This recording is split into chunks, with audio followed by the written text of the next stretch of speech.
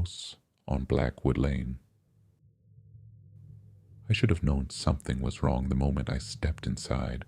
The realtor had called it a charming fixer-upper, but the air smelled like dust. And something else, something faintly sour, like old wood and forgotten things. The keys jingled in my hand as I pushed open the front door, my footsteps echoing through the empty living room. Finally, my own place. No more noisy roommates, no more shared spaces. Just silence, just peace. At least that's what I thought. The first night I barely slept. The house groaned like a living thing, its bones settling in the dark. Every creak made my pulse jump. I told myself it was just the age of the place. Built in the 50s, the realtor had said. Old houses had personalities, they made noise. But then came the tapping. I was half asleep when I heard it. Tap, tap, tap, against the bedroom window. My eyes flew open. The streetlight outside cast long shadows across the walls. Nothing moved. I held my breath. Tap, tap, tap. Fingernails. That's what it sounded like. I sat up slowly, my skin prickling. The window was shut, locked. No tree branches brushed against it. Then, silence. I forced myself to lie back down, my heart pounding. It's just the house, just the wind. But I left the bathroom light on for the rest of the night. The next morning, I felt ridiculous. Sunlight spilled through the curtains, turning the hardwood floors golden. I made coffee, unpacked a few more boxes, and laughed at myself for being so jumpy. But that night, it happened again. I was in the bathroom brushing my teeth when the mirror fogged up, except I hadn't used hot water. I froze, toothbrush hovering mid-stroke. The steam curled in slow tendrils, obscuring my reflection. Then, as I reached out to wipe it away, I saw something, a shape, behind me. I spun around so fast I knocked over the cup by the sink. Water splashed across the tiles. No one there. But the mirror was still fogged, and in the haze, 2 handprints appeared, pressed against the glass from the other side. I didn't sleep at all that night. The days passed in a blur of exhaustion. I started noticing other things. Doors I knew I'd closed were slightly ajar when I came home. The scent of roses, heavy and sweet like funeral flowers, lingered in the hallway even though I'd never bought any. Once I woke up to the sound of whispering so soft, I thought I'd imagined it. Until the footsteps started. I was in bed staring at the ceiling when I heard them. Slow, deliberate steps in the hallway. Not the usual creaks, footsteps. Someone walking. Stopping right outside my door, my blood turned to ice. The doorknob turned, just a fraction, just enough to see it move. I screamed. The moment the sound left my lips, the footsteps retreated quick and light like someone running. I called the police. They found nothing. No signs of forced entry, no evidence anyone had been inside. The officer gave me a sympathetic smile. Old houses make noise. You'll get used to it? I didn't believe him. I bought cameras, installed extra locks, slept with a baseball bat next to my bed. But the house wasn't done with me. One night, I woke up to the TV flickering on, static at first, then a clear image. It was me, sleeping, right now. The angle was from above, like someone was perched in the corner of the room, watching. I didn't wait to see more. I ran. The realtor had never mentioned the previous owner, not until I dug through old records.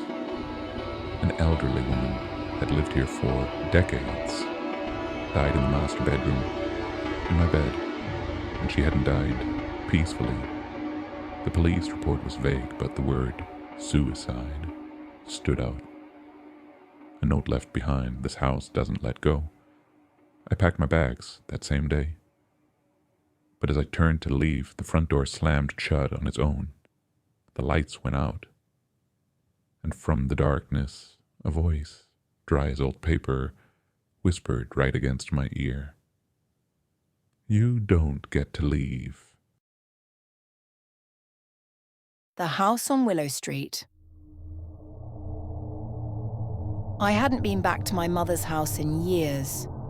The call came on a Tuesday. It's not serious, she had said, but her voice was thin, strained. Just need some help around the house for a while.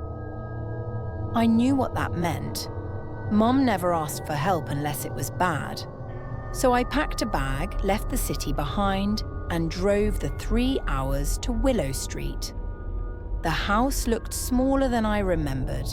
The white paint was peeling, the porch sagged slightly, and the old oak tree in the front yard had grown wild, its branches scraping against the roof like bony fingers.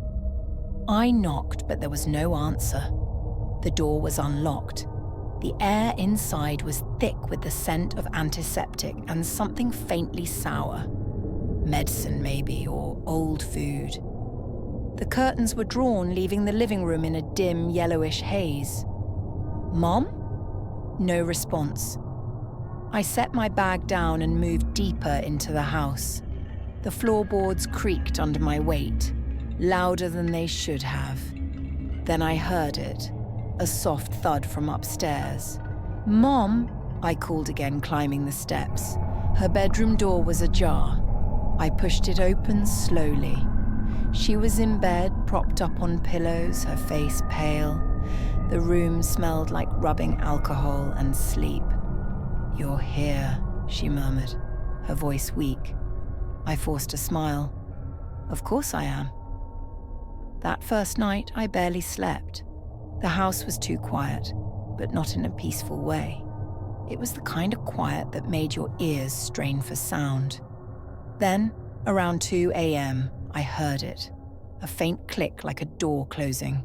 I sat up, listening. Silence. I told myself it was just the house settling. Old houses did that. But then came the footsteps, software careful, moving down the hallway.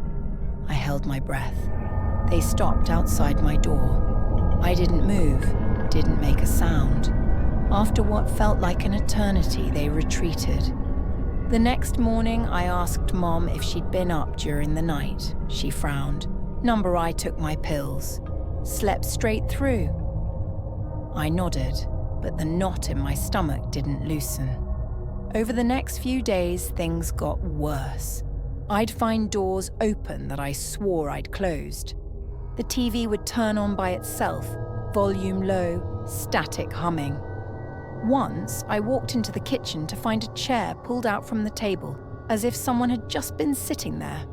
Mom didn't seem to notice, but I did.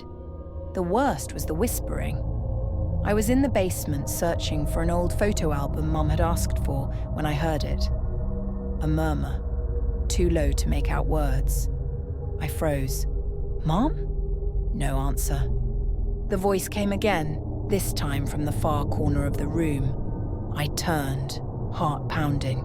Nothing there, but the air felt heavy, wrong. I grabbed the album and ran back upstairs. The doctor said it was the medication. Some prescriptions can cause auditory hallucinations, he explained, adjusting his glasses, especially in older patients. I wanted to believe him, but then why was I hearing things too? One night, I woke to the sound of crying, software muffled, coming from Mom's room. I rushed in, expecting to find her in pain, but she was asleep. The crying stopped the moment I stepped inside. I started sleeping with a light on. I checked the locks twice before bed. I told myself there was a logical explanation for everything. But logic didn't stop the footsteps, didn't stop the whispers, didn't stop the feeling that something or someone was in that house with us. Mum passed away 3 weeks later. Peacefully, the nurse said, in her sleep. I packed up her things, ready to leave Willow Street behind for good. But as I carried the last box to my car, I glanced back at the house, and in the upstairs window, just for a second, I could have sworn I saw a figure standing there, watching me. Then it was gone,